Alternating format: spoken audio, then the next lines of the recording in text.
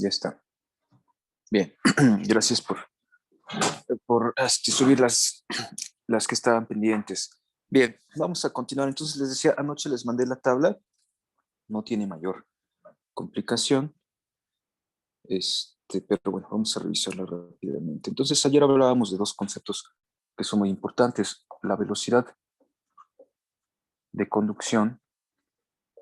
Dijimos que depende de dos factores, la resistencia axonal y la resistencia de la membrana. ¿A qué hace referencia la resistencia axonal? Dijimos al calibre de las fibras. ¿A qué hace referencia la resistencia de membrana? A la presencia de la mielina. ¿Okay? Entonces, entre mayor calibre, mayor velocidad, y a mayor cantidad de mielina, mayor velocidad. Y de aquí sale la tabla que les mandé. Realmente no tiene mayor complicación. Está dividida en dos partes, una clasificación alfabética y una clasificación numérica, que son equivalentes. ¿Ok? Entonces, las fibras más rápidas pues son las denominadas alfa, que también pertenecen a la clasificación 1A, y son las que mencionábamos ayer, las que transmiten hasta 120 metros sobre segundo. ¿Cómo son? Gruesas y con mielina. ¿Okay? De hecho, viene aquí en la tabla también el grosor. Estas están aproximadamente en 17 nanómetros y son las más gruesas. Y de ahí nos vamos hacia abajo. Y las más lentas son las tipo C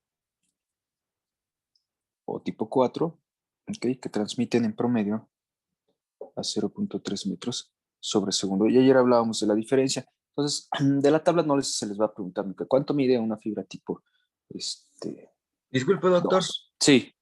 Hay chavos en la sala de espera. Ah, gracias, perfecto. Disculpe por interrumpir. No, no hay cuidado. Ya están aquí. Espero que sean todos, pero ya somos 32. Ok, bien, gracias. Entonces, les decía, no les vamos a preguntar nunca cuánto mide una fibra de tipo 3, cuánto mide una fibra de tipo 4, pero sí es muy importante que se aprendan cuáles son las características de una A, una B, una C o de una tipo 1, 2, 3, 4. ¿Por qué? Porque en el resto del curso vamos a empezar a hablar de los diferentes sistemas y vamos a decir tal señal se transmite a través de una fibra tipo 1A. Entonces ya tienen que saber bajo qué condiciones se transmite, etcétera. Entonces, bueno, la tabla tenganla a la mano. Creo que no tiene mayor problema. Y vamos a pasar al siguiente tema, que es muy importante. Bien. Bueno, el siguiente tema del que vamos a hablar es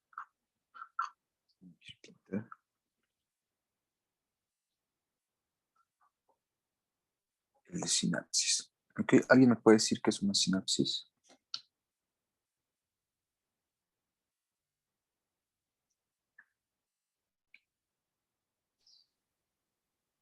La comunicación que va a haber entre dos neuronas. La comunicación entre dos neuronas. Bien, ¿alguien más?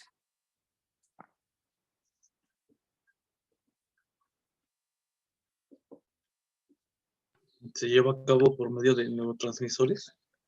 Ok, pero antes, sí, se puede llevar a cabo a través de neurotransmisores. ¿Pero alguien tiene otro concepto aparte de comunicación entre dos neuronas?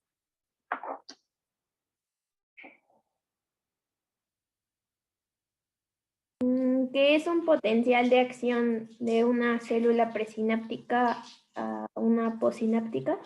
Ok, no es como tal un potencial de acción, ya sabemos qué es el potencial de acción. Se transmite o participa el potencial en la transmisión sináptica, pero no es como tal un potencial de acción. Bien, vamos a dar la definición correcta. Es la comunicación entre quién y quién. Entre dos células excitables. Siempre tiene que haber una neurona. Entonces va a ser neurona con neurona, neurona con músculo, neurona con glándula o epitelio. Todas estas son sinapsis, ¿ok? No nada más es entre neuronas. Si yo conecto mis neuronas con el músculo cardíaco, con el músculo liso, con el músculo estriado-esquelético, van a ser sinapsis, ¿ok? Si conecto dos neuronas, obviamente van a ser sinapsis y puedo conectar también mis neuronas o mandar señales de mis neuronas hacia otro tipo de células, ¿ok?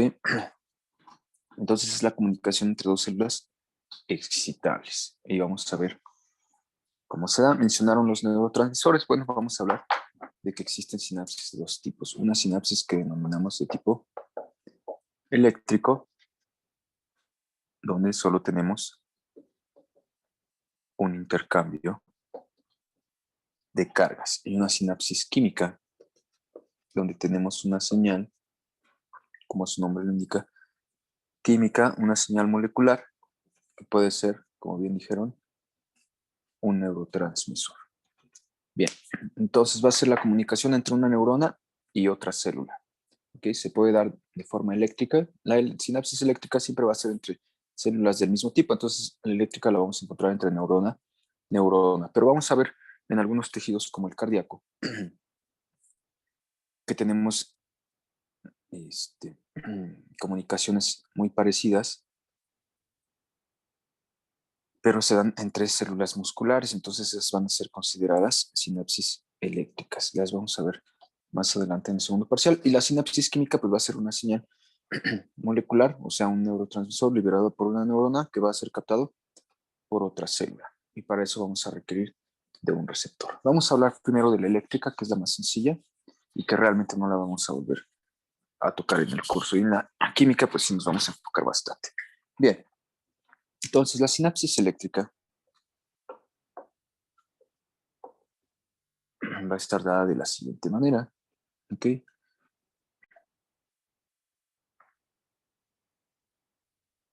Aquí está la membrana de una célula.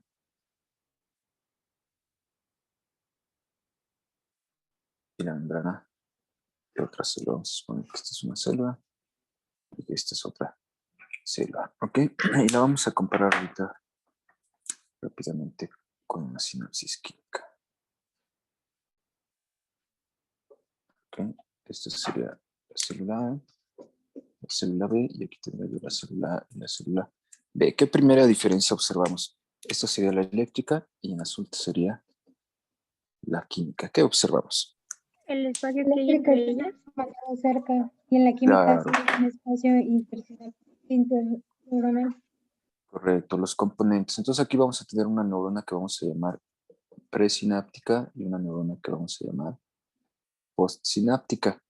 ¿Ok? Y en medio de estas vamos a tener un espacio que se denomina hendidura sináptica o espacio sináptico. Y acá vamos a tener dos neuronas. ¿Ok? Cualquiera de las dos puede ser la pre. Aquí en el caso de la química, la pre es la que libera el neurotransmisor, por lo tanto se coloca en el botón, y la post es la que capta ese neurotransmisor, que puede ser en este caso a través del soma, pero vamos a ver que pueden expresar receptores en diferentes partes. Y en este caso cualquiera de las dos puede ser pre y cualquiera de las dos puede ser post. Aquí vamos a observar que no hay una hendidura sináptica. Las membranas van a estar adosadas e incluso se puede observar en la corteza cerebral, donde existe un gran número de sinapsis eléctricas, que dos células o dos neuronas pueden compartir una sola membrana. ¿Ok? Bien, en esta que voy a necesitar, como su nombre lo indica, como es química, pues voy a necesitar que esta célula libere una señal química que va a ser un neurotransmisor y que esta otra célula la capte a través de un receptor, que vamos a hablar de ellos ahorita. ¿Ok? Y en esta que voy a necesitar, bueno, como su nombre lo indica, pues voy a necesitar únicamente una señal eléctrica. Pero vamos a observar que en la sinapsis eléctrica, voy a quitar ahorita esto, necesitamos unas estructuras muy importantes que se denominan conexones. ¿Para qué me sirven los conexones? Pues precisamente para transmitir la señal de una célula a la otra. Y los conexones no van a ser otra cosa más que canales iónicos. ¿Ok? Y estos canales iónicos van a funcionar a manera de poros. Vamos a ver que son canales distintos a los que ya vimos. Ya vimos los voltaje dependientes, los ligando dependientes, los físicos, etcétera. También van a ser voltaje dependientes, pero van a estar configurados de una manera distinta. ¿Okay? Los conexones son hexámeros, o sea, quiere decir que tienen 6 unidades de una proteína que se llama conexina. Si yo cortara aquí y los viera de frente, pues se verían más o menos así.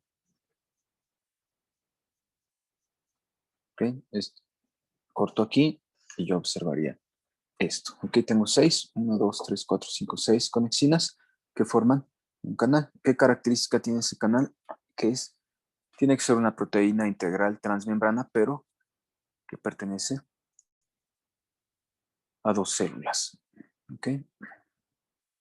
Entonces, cuando las células o cuando la membrana está en reposo, este espacio de aquí o este poro se va a encontrar cerrado.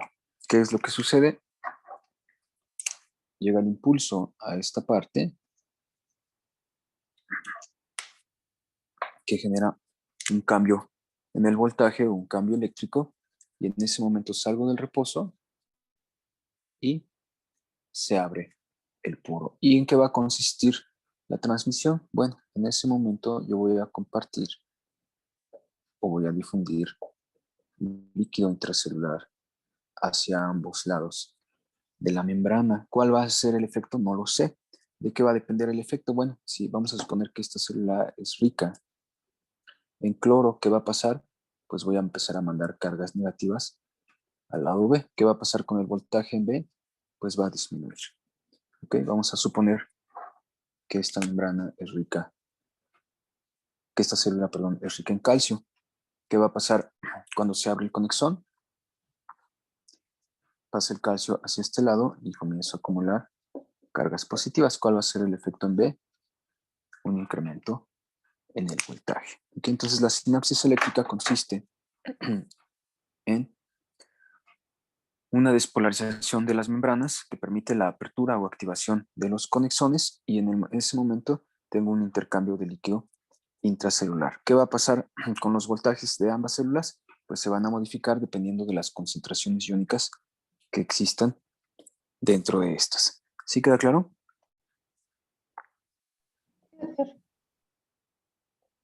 Sí, doctor. ¿Cuál es? Está una Sí. compañera en el de Espera, ¿En el de disculpe, espera? Sí, gracias. No doctor. hay problema. Bien, ¿cuál es la principal característica de la sinapsis eléctrica y dónde la vamos a encontrar? Bueno, su principal característica pues, es que es una comunicación de alta velocidad, es una comunicación rápida. ¿Por qué sé que es rápida? Pues porque llega el impulso, ¿okay? Se despolariza mi membrana y se abre el canal y en ese momento automáticamente comienza el intercambio. Entonces solo requiero del impulso y el impulso pues ya sabemos que se da de forma rápida. Entonces la principal característica es esta. ¿Qué otra característica tiene? Bueno, como intercambio líquido intracelular entre ambas células es un tipo de comunicación bidireccional. Quiere decir que ambas células van a responder. Estábamos poniendo este ejemplo. Si esta es rica en calcio, ok, pues el calcio va a pasar para acá y si esta tiene cloro, pues el cloro se va a pasar para acá. Recuerden que van a difundir a favor de sus gradientes. Ahora, ¿por qué decíamos que son diferentes estos canales? Porque son poros. Si observamos, pueden pasar diferentes iones a través de estos, a diferencia del resto de los canales iónicos que habíamos mencionado, que normalmente son específicos para un solo ion y que en algunos casos, como vamos a ver más adelante, pueden ser específicos para hasta 2, que tienen que ser de la misma carga, o 2 cationes o 2 aniones, no pueden ser uno y uno. ¿Okay? Y en este caso, como es un poro y lo que estoy compartiendo es líquido, bueno, pues dentro de ese líquido van a ir disueltos los iones. Entonces no es un canal específico para el sodio, ni un canal específico para el calcio, ni un canal específico para el potasio, cloro, etcétera. Es un poro que me permite intercambiar líquido intracelular y dentro de este líquido van a ir disueltas mis cargas. Por lo tanto, el efecto lo voy a observar en ambas células y se considera que es una comunicación rápida y bidireccional. Esas son sus principales características. ¿Okay? ¿Dónde las vamos a encontrar? Bueno, por estas mismas características, sobre todo la velocidad, pues vamos a ver que la sinapsis eléctrica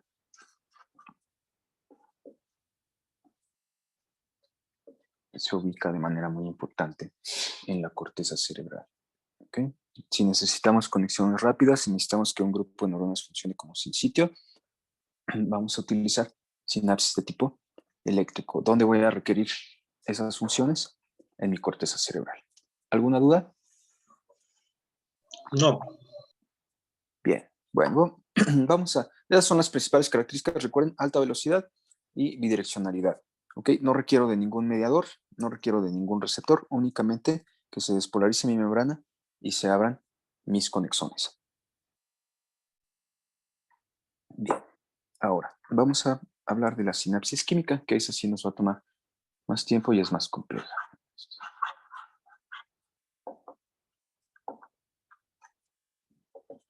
Ya lo mencionamos, como su nombre lo indica, requiero una molécula mediadora que va a ser un neurotransmisor. Y entonces aquí necesito que me digan qué es un neurotransmisor, cómo lo definirían.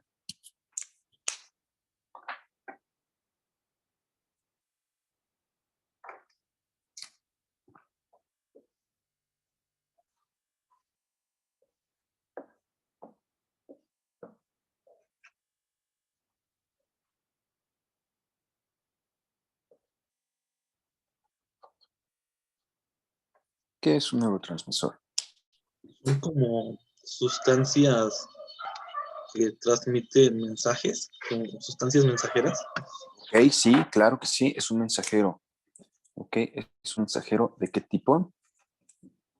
Químico, porque ya cuando hablamos de los canales, no hemos hablado de los receptores, pero sí de los canales, y vimos que hay señales también de tipo físico, como la luz, el calor, la presión, etc. Entonces es un mensajero químico. ¿Qué otra característica? Si yo les digo, por ejemplo, la hormona de crecimiento es un mensajero químico, es un neurotransmisor.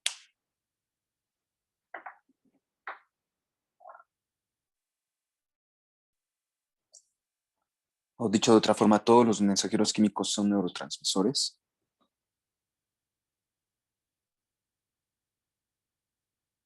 No.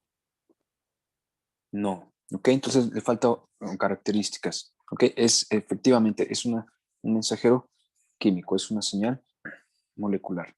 ¿Qué característica debe tener aparte de eso para ser considerado un neurotransmisor?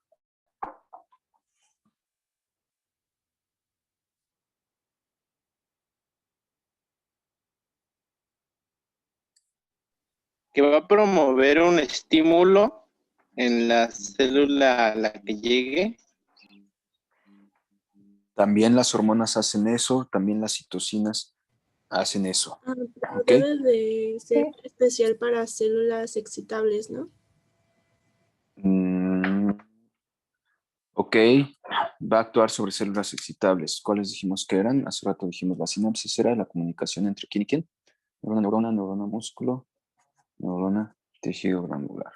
Ok, sí, va a ser captada por una de estas. Sin embargo, nuestras neuronas también pueden ser estimuladas por hormonas, por citocinas, lo mismo el músculo, lo mismo el tejido glandular. ¿Qué le falta?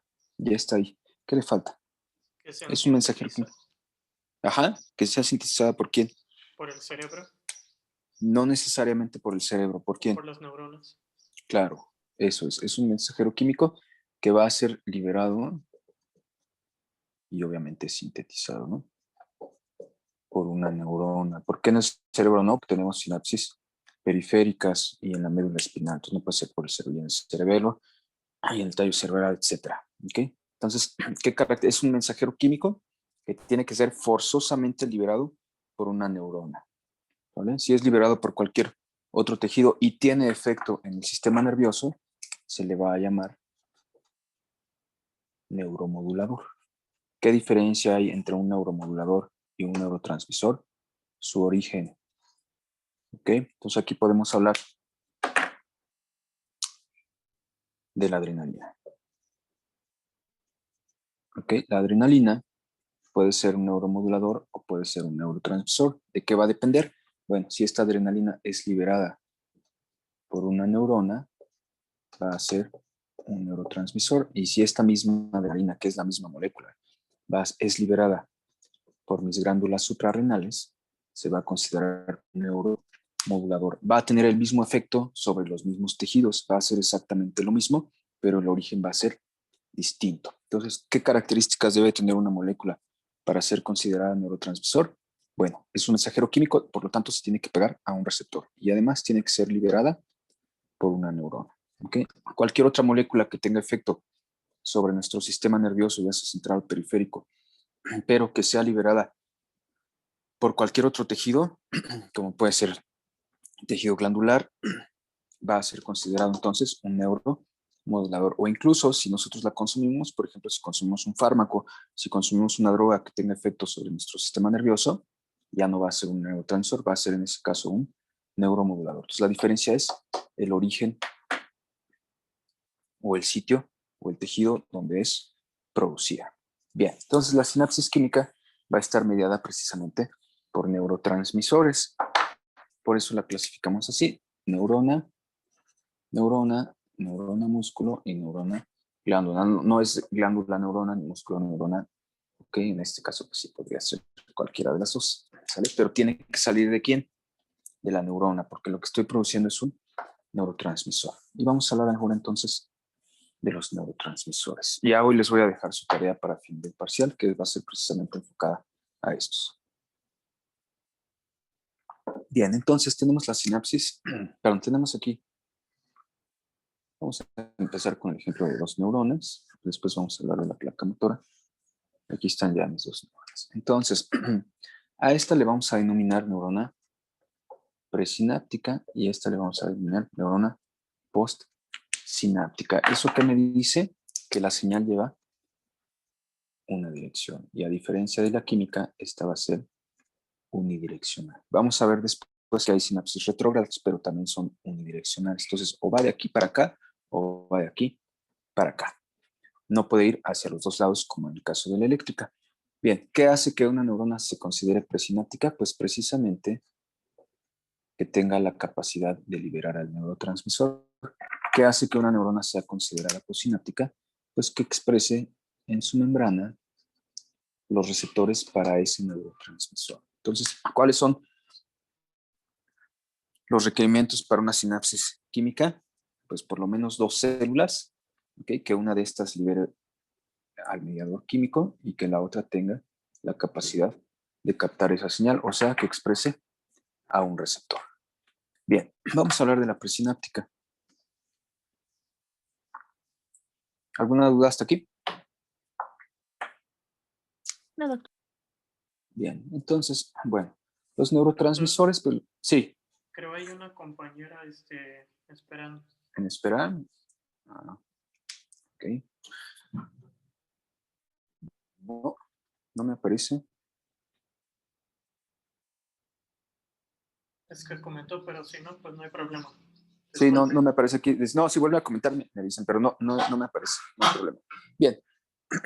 Entonces, vamos a hablar de... bueno, antes de hablar de la nueva presináptica, vamos a hablar brevemente de los neurotransmisores. Entonces, ya sabemos que un neurotransmisor va a ser una molécula liberada por una neurona, a la cual le vamos a denominar neurona presináptica. ¿Ok?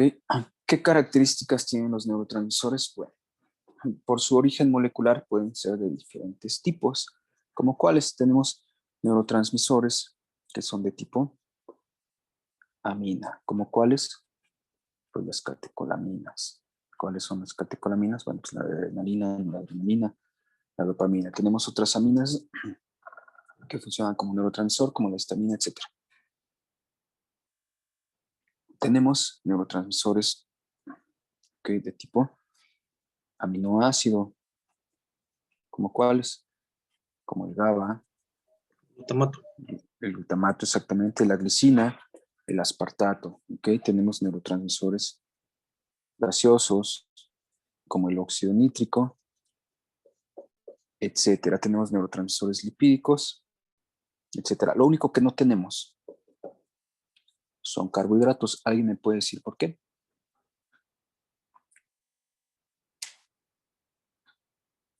Estos no los hay.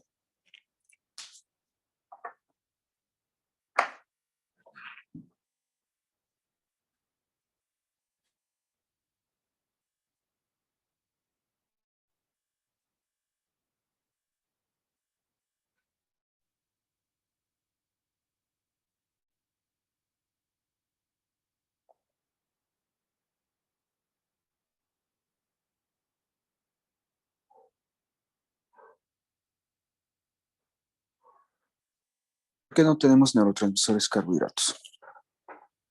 Tenemos muchos otros, por ejemplo, uno muy importante, la acetilcolina es un éster, etcétera. ¿Ok? ¿Por qué no hay carbohidratos?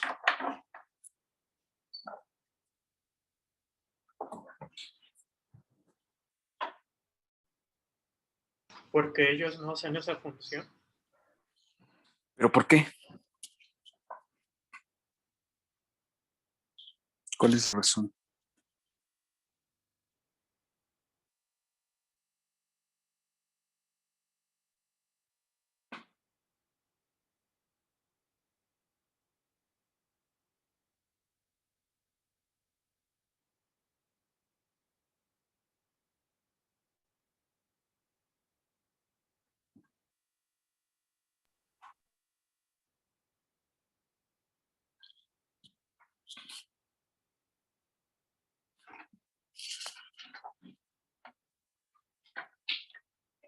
No, nadie. Es muy sencillo. ¿Por qué no tenemos neurotransmisores carbohidratos? ¿Porque no los produce una célula? Claro que sí los producen las células, pero por qué no funcionan como tal? ¿Qué pasaría si las neuronas liberaran neurotransmisores que fueran carbohidratos?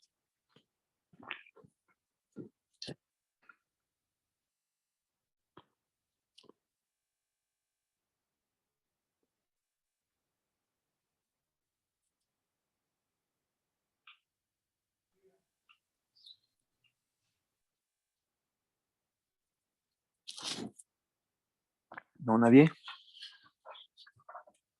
A ver, les voy a preguntar. A ver, al azar. López Álvarez, ¿está? Sí, aquí estoy. A ver, Daniel, ¿qué se te ocurre? ¿Por qué las neuronas no utilizan carbohidratos como neurotransmisores?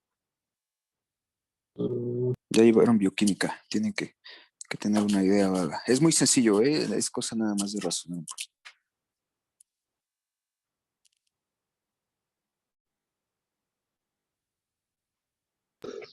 Que no se me ocurre. A ver, ¿no? Ok, a ver, alguien más. Ramírez Martínez. ¿Está? Sí, doctor, aquí estoy. A ver, Karen, ¿qué se te ocurre?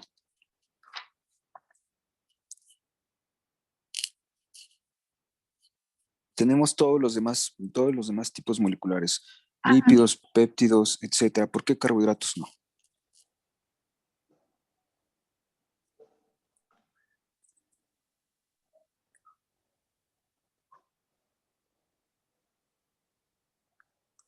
Yo pienso que, como usted había dicho, que la diferencia entre el neuromodulador y el neurotransmisor era de su origen, yo pienso que es porque o sea, en el origen del neurotransmisor no pueden salir carbohidratos, no sé, Ok, no lo sí, tengo muy claro.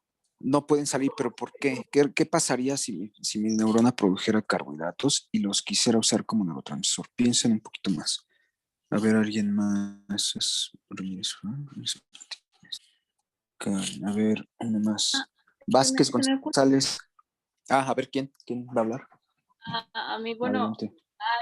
creo que está mal, pero se me ocurre que los usa como energía, ¿no? Claro, no está mal. Absolutamente. Muy bien. ¿Quién eres? Frida ¿Tu apellido? Olivares. Olivares Macedo. Bien. Ok. Correcto. Muy bien, Frida. Entonces, ¿por qué? Porque los va a utilizar como energía. Recuerden que tenemos una cosa que se llama ciclo de las pentosas que nos permite convertir o interconvertir carbohidratos entre ellos. Entonces, los neurotransmisores pues se van a sintetizar aquí y tienen que viajar hasta el botón para liberarse. Si los sintetizo aquí, seguramente en el trayecto los voy a utilizar. El tejido nervioso es altamente demandante en oxígeno y en glucosa. Entonces no puedo, ¿por qué? Porque si los produzco, los voy a acabar antes de liberarlos. ¿Sale? Vamos a reiniciar la sesión, chicos, porque ya se nos acabó el tiempo, por favor. Vamos a tomar 2 minutos y volvemos a entrar. y continuamos con esto. Sí. Sí, de acuerdo. Gracias.